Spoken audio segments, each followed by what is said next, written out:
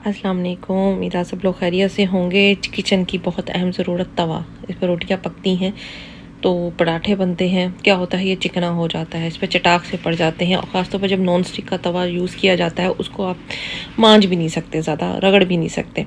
तो उसके लिए क्या है कि आपने इस तवे को गर्म किया और उसके ऊपर जो है ना, मैंने क्या किया है, नमक जो है वो डाल दिया है। नमक डालने के बाद शैम्पू, जी हाँ शैम्पू, ये मैजिक का काम करेगा आपके तवे की सफाई में। शैम्पू डालने के बाद इसको गर्म होने के लिए रख देना है। आहिस्ता आहिस्ता जो है ना, वो जो नमक और जो शैम्पू है वो जब यकजा हो जाएगा तो असल जो है रिएक्शन जब शुरू होगा। मज़ीद इसको जो है ना मिक्स करने के लिए चम्मच का भी इस्तेमाल कर सकते हैं। चम्मच से इस चीज़ों को मिक्स कर लें, लेकिन चारों तरफ अच्छी तरह, किनारों पर जहाँ पर चटाक भी लगे हुए हैं, जहाँ चिकना है, ताकि ये जज्ब हो जाए। बिल्कुल आपका तवा ऐसा हो जाएगा जैसे कोई ना सफ़ेद रंग का तवा हो गया, क्योंकि वो नमक वगैरह जो है ना सारा सूख गया। अब उसके अंदर थोड़ा पानी डाला, चूल्हे को बंद नहीं किया मैंने, हल्की सी आंच पर जो है ना वो चूल्हा जलता रहा है। ये सारा प्रोसीजर जो है ना आपने हल्की आंच पर करना है, तेज़ आंच नहीं करनी है। अब ये पानी थोड़ा सा डालने के बाद मैंने इसको जोश देना है, ताकि तवा जो है ना, तवे की जो काफ़ी ज़्यादा चिकनाई तो अभी ही उतर गई है। ये देखें, थोड़ा सा पानी का कलर भी चेंज हो गया। अब ये ना इसकी जो चिकनाई है वो जो है ना वो ख़त्म होती जा रही है। अब इसके ऊपर क्या डाला मैंने, बेकिंग सोडा, 1 चम्मच डाला मैंने बेकिंग सोडा, क्योंकि तवा ज़्यादा ख़राब हो रहा था। इसको भी मैंने जो है ना पकाया है अच्छी तरह, फैला के किनारों पर, साइडों पर अच्छी तरह फैलाए, इसके अच्छी तरह बबल्स बन जाए।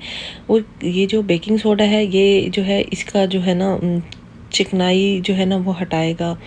इसके चटाक जो है वो जो है, जितने जो मजबूत चटाक हुए थे ना उसको जो है कमज़ोर करेगा। आप जो है एक ही इसे मांजना शुरू करेंगे, ये बिल्कुल जो है ना ईज़िली जो है वो मान जाएगा। फिर क्या किया, जब वो थोड़ा सा ड्राई हो गया, अब इस काबिल है तवा कि मैं इसके ऊपर जो है ना ये जाली नहीं होती है, जाली से तवे को रगड़ूंगी। अभी जो है ना, अब मैंने चूल्हा बंद कर दिया है, चूल्हे को अब बंद कर दिया इस स्टेज पर आके। और मैंने इसको जो है ना गरम गरम के ऊपर ही जो है ना चाली को जो है ना जितना चाली बर्दाश्त कर सके, इसको जो है ना मैंने मांजना है। अब ये नमक वगैरह था ना, जहाँ ये चटाक पर पड़े हुए थे वहाँ पर नमक जो है ना वो जम गया है। इस तरह करने से जो है ना आपके हर 10 मिनट लगेंगे, 10 मिनट के अंदर तवा जो है ना वो नया जैसा हो जाएगा। इसका मैंने इस तरह से मांजने के बाद मैंने इसको जो है ना वो धो लिया। ये देखिए, मैं आपके सामने धो कर दिखाती हूँ कैसे इसकी कालक उतरी है। ये देखिए ज़रा, ये इसकी कालक उतरी है। तो अब ये जो है तवा बिल्कुल क्लीन हो गया है। अब जब आप इसके ऊपर रोटी बनाएंगे, रोटी भी जो है वो आपकी काली नहीं होगी, रोटी भी जो है वो सफ़ेद रहेगी और धुआं भी नहीं उठेगा। और आपका ये तवा जो है ना इस तरह साफ़ हो गया है। अब हम जाते हैं दूसरी चीज़ की तरफ, एयर फ्रायर। एयर फ्रायर हो गया, बेकिंग जो ओवन जिसमें हम बेकिंग करते हैं उसकी ट्रे हो गई, इस तरह की कोई भी चीज़ होगी है जो नॉन स्टिक की बनी हुई होती है, बेकिंग वगैरह के पर्पज़ के लिए इस्तेमाल होती है, सब में ये तरीका अप्लाई होगा। अगर ये चीज़ें ख़राब हैं, चिकनी हैं, तो उसके अंदर सबसे पहले आपने गर्म पानी डालना है।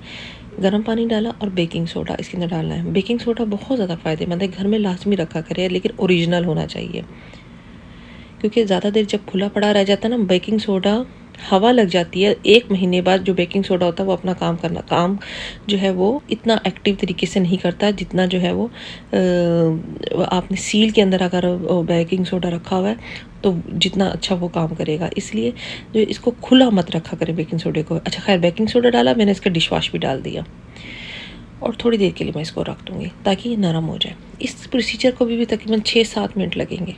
उसके बाद क्या हुआ, ये देखें ज़रा, गर्म पानी, बेकिंग सोडा, डिश वॉश से ये सारी चिकनाई जो है ये देखें ज़रा ऐसे निकल गई। इसके ऊपर मैंने जाली का इस्तेमाल नहीं करूँगी, एलुमिनियम जाली का। इसको जो है मैंने फोम से ही हल्के हाथों से साफ़ किया।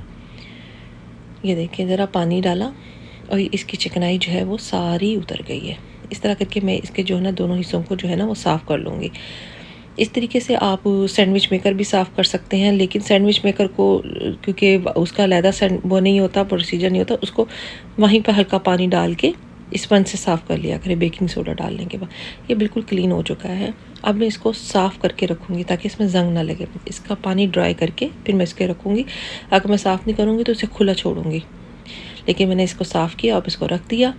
उम्मीद है आप लोगों को वीडियो पसंद आई होगी। अब मुझे ज़्यादा दीजिए। अल्लाह।